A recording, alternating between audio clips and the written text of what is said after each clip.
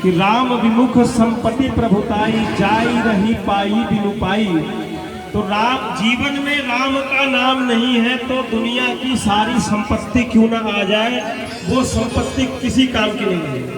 मेरी उम्र बहुत कम है, लेकिन मैं अपने इसी कम उम्र के अनुभव में मैंने देखा है कि बहुत सारे लोग ऐसे हैं जिनके पास दुनिया भर की संपत्ति है, बहुत सारे बिल्डिंग है और कई सारी गाड़ियां हैं, मर्सिडीज है, BMW है, लेकिन उनके जीवन में राम का नाम नहीं है और वो लोग बहुत ज्यादा दुखी है, बहुत परेशान है धन दौलत होने के बाद भी।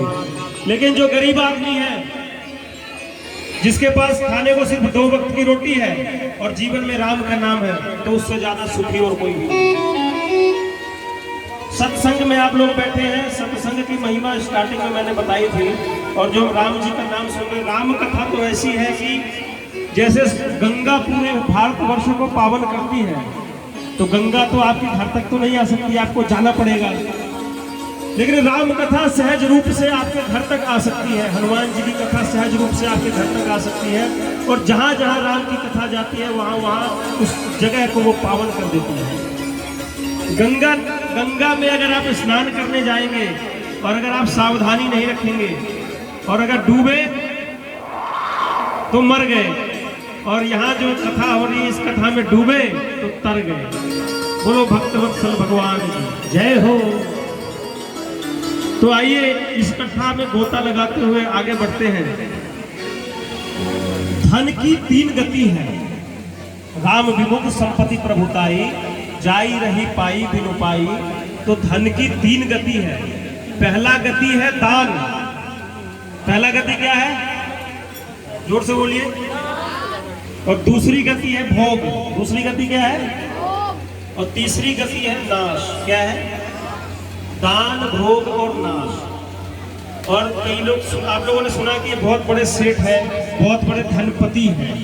तो धन का पति कौन है, लक्ष्मीपति सिर्फ नारायण है, विष्णु भगवान है। बहुत सारे लोग धन का पति बनने लग जाते हैं, तो वो सोचते हैं कि मैं धन को भोग कर लूंगा, जो भोगेगा उसका भी नाश होगा, और जो धन का पति बनेगा, धन को संचित करेगा, उसका धन भी एक न एक दिन नाश हो जाएगा। तो धन का प्रयोग कहाँ होना चाहिए, धन का प्रयोग दान में होना चाहिए।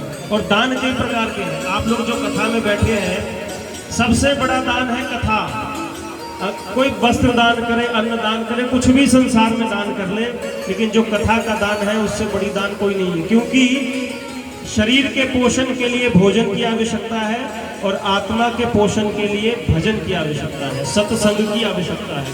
और जो व्यक्ति भी सत्संग का दान करवाते हैं, चाहे सुंदरकांड के माध्यम से, चाहे किसी भी माध्यम से, तो समझ लेना उससे बड़ा दान कुछ नहीं हो सकता।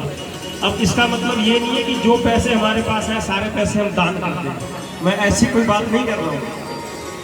हम जो पैसा कमाते हैं उसमें से जो बच जाता है, मान लीजिए साल में हम 5 लाख कमाएं और 5 लाख में से 1 लाख हमने बचा लिया, तो उस 1 लाख का प्रयोग कैसे करना है वो बताया गया है। वो हमारे शास्त्रों में है कि उसको 5 जगह प्रयोग करना है। कितनी जगह, 5 जगह। आज आप लोग ये सब सुन के जाइएगा। धन का प्रयोग, जो हमारा खर्चा हो गया राशन पानी में, बच्चों की फीस में, यहाँ वहाँ में, वो तो खर्च हो गया। जो बच गए उसका प्रयोग 5 जगह करना है। पहला प्रयोग करना है दान में। किस में करना है, भागवत में लगाना है, यानी भगवान के लिए। हमारे कितने भगवान माने जाते हैं, भगवान तो एक है, लेकिन 5 देवता है ना, विष्णु भगवान, रामनवमी आती है, या कृष्ण जन्माष्टमी आती है, शिव जी का एक रुद्राभिषेक हो गया, सूर्य भगवान के नाम पे हो गया, लक्ष्मी जी हैं, गणेश जी। तो ऐसे 5 जगह पे देवताओं की पूजा होती है। तो हम धन के हिस्से का 5वां भाग भगवान की पूजा अर्चना में, भजन कीर्तन में लगाएं। अब दूसरा कहाँ लगाना है, दूसरा लगाना है अपने घर में जो लोग हैं वो रिश्तेदारी निभाने जाते हैं, नातेदारी निभाने जाते हैं। किसी का जन्मदिन है, किसी की डेथ हो जाती है, किसी की शादी है, कहीं कुछ ना कुछ ऐसा चलता रहता है। तो दूसरा ये हो गया। तीसरा लगाना है कि पूरे परिवार को कहीं ना कहीं घूमने फिरने जाना चाहिए, साल में 1 बार जाना चाहिए कि नहीं जाना चाहिए, तो उसमें तीसरा उसमें लगाना। चौथा लगाना है घर के मरम्मत में, घर है, गाड़ी है, बंगले हैं, उसमें जो रख रखाव होता है उसमें। और 5वां धन लगाना है कुछ न कुछ अचल संपत्ति को खरीदने के लिए। तो ये धन की गति है, जिसमें सबसे ऊपर दान को लिखा गया है, सबसे ऊपर भगवान के भजन के लिए लिखा गया है। जो धन की गति ऐसे करेगा, धन का जो पिता बनेगा उसको धन फलेगी, और जो धन का पति बनेगा वो धन उसका नाश हो जाएगा। बोलिए भक्तवत्सल भगवान की। तो ये राम विमुख संपत्ति प्रभुताई, जाई रही पाई बिनु पाई। तो राम से विमुख होकर के संपत्ति का कोई उपयोग नहीं हो सकता। भगवान की प्रेरणा से 49 प्रकार की वायु पहले लग गई। हवा कितने प्रकार की है?